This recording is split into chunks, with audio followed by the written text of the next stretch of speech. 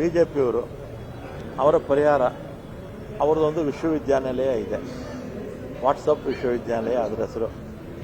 WhatsApp ವಿಶ್ವವಿದ್ಯಾನಿಲಯಕ್ಕೆ ಅವರ ಇದಾರಲ್ಲ ಬಿಜೆಪಿನಲ್ಲಿ ಸುಳ್ಳನ್ನ ಸೃಷ್ಟಿ ಮಾಡೋರು. ಒಂದು ಸುಳ್ಳ 100 ಸಲ ಹೇಳಿ ನಿಜ ಮಾಡೋದು. ಈ ಗೋಬಲ್ಸ್ ಅಂತ ಒಬ್ಬ ಇದ್ದ ಎಲ್ಲಿ ಜರ್ಮನ್ ಹಿಟ್ಲರ್ ಹತ್ರ, ಅವನ ಕೆಲಸನೇ ಇದು. ಅವರ ವಂಶಸ್ಥರೇ ಈ ಬಿಜೆಪಿಯವರು ಮತ್ತೆ ಆ ಸಂಘ ಪರಿವಾರದವರು ಈ ಸುಳ್ಳುಗಳನ್ನು ಸೃಷ್ಟಿ ಮಾಡಿ ದಿನಾಗ್ಲೂ ಏನು ಮಾಡ್ತಾರೆ, ಈ ಥರದ್ದೆಲ್ಲ ಬಿಡ್ತಾ ಇರ್ತಾರೆ. ಆಮೇಲೆ ಉಡುಪಿನಲ್ಲಿ ಹಾಗಾಯಿತು ಹೀಗಾಯಿತು ಅಂತ ಪ್ರೊಟೆಸ್ಟು ಮಾಡ್ತಾರೆ. ಇವರಿಗೆ ಮಾನವೆಲ್ಲ ಮರ್ಯಾದೆ ಇಲ್ಲ. ಈಗ ಖುಷ್ಬು ಯಾರು ಅವರು ಬಿಜೆಪಿ ಪಕ್ಷ ಅವರನ್ನು ಅಲ್ಲಿ ಮಹಿಳಾ ಆಯೋಗದ ಸದಸ್ಯೆಯಾಗಿ ಕೂಡ ನೇಮಕ ಮಾಡಿದ್ದಾರೆ. ಆಯಮ್ಮನೆ ಬಂದಿದ್ದಾರೆ. ಬಂದು ಅಲ್ಲಿ ಯಾವ ವಿಡಿಯೋನೂ ಇಲ್ಲ, ಎಲ್ಲ ಸುಳ್ಳು, ಇದನ್ನು ರಾಜಕೀಯಕ್ಕೆ ಬಳಸ್ಕೋಬಾರ್ದು ಅಂತ ಖುಷ್ಬು ಸುಂದರ್ ಅವರೇ ಹೇಳಿದ್ದಾರೆ. ಅದು ಅವ್ರ ಪಕ್ಷದವರೇ. ಮತ್ತು ಮಹಿಳಾ ಆಯೋಗನೂ ಕೇಂದ್ರ ಸರ್ಕಾರದ ಅಧೀನದಲ್ಲೇ ಇದೆ, ಅವರೇ ಹೇಳಿದ್ದಾರೆ.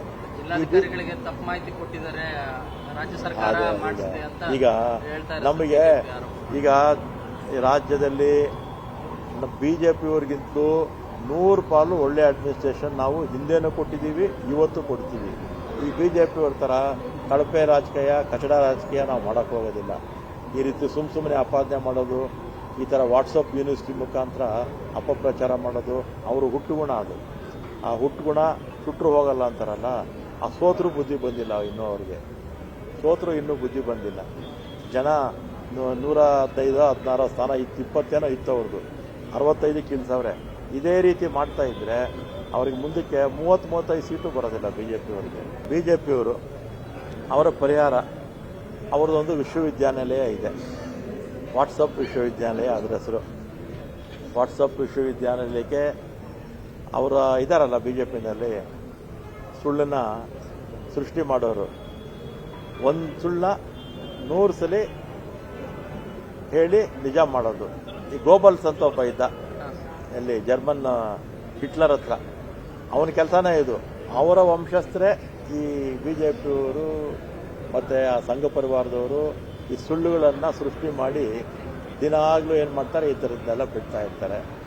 ಆಮೇಲೆ ಉಡುಪಿನಲ್ಲಿ ಹಾಗಾಯಿತು ಹೀಗಾಯಿತು ಅಂತ ಪ್ರೊಟೆಸ್ಟು ಮಾಡ್ತಾರೆ. ಇವರಿಗೆ ಮಾನವೆಲ್ಲ ಮರ್ಯಾದೆ ಇಲ್ಲ.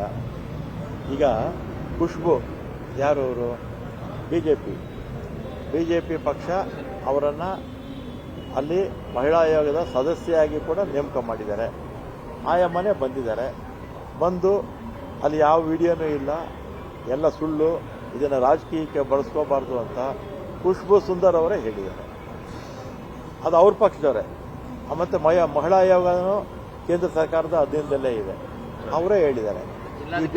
ತಪ್ಪು ಮಾಹಿತಿ ಕೊಟ್ಟಿದ್ದಾರೆ ರಾಜ್ಯ ಸರ್ಕಾರ ಅಂತ ಈಗ ನಮಗೆ ಈಗ ರಾಜ್ಯದಲ್ಲಿ ಬಿಜೆಪಿಯವರಿಗಿಂತಲೂ 100 ಪಾಲು ಒಳ್ಳೆ ಅಡ್ಮಿನಿಸ್ಟ್ರೇಷನ್ ನಾವು ಹಿಂದೆನೂ ಕೊಟ್ಟಿದ್ದೀವಿ, ಇವತ್ತು ಕೊಡ್ತೀವಿ.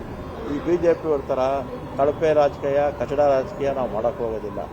ಈ ರೀತಿ ಸುಮ್ಮನೆ ಆಪಾದನೆ ಮಾಡೋದು, ಈ ಥರ ವಾಟ್ಸಪ್ ಯೂನಿವರ್ಸಿಟಿ ಮುಖಾಂತರ ಅಪಪ್ರಚಾರ ಮಾಡೋದು ಅವರು ಹುಟ್ಟುಗುಣ. ಅದು ಆ ಹುಟ್ಟುಗುಣ ಸುಟ್ಟರು ಹೋಗಲ್ಲ ಅಂತಾರಲ್ಲ, ಆ ಸೋತರು ಬುದ್ಧಿ ಬಂದಿಲ್ಲ ಇನ್ನೂ ಅವ್ರಿಗೆ.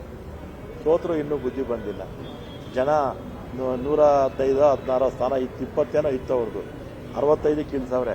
ಇದೇ ರೀತಿ ಮಾಡ್ತಾ ಇದ್ರೆ ಅವ್ರಿಗೆ ಮುಂದಕ್ಕೆ 30-35 ಸೀಟು ಬರೋದಿಲ್ಲ ಬಿಜೆಪಿಯವರಿಗೆ.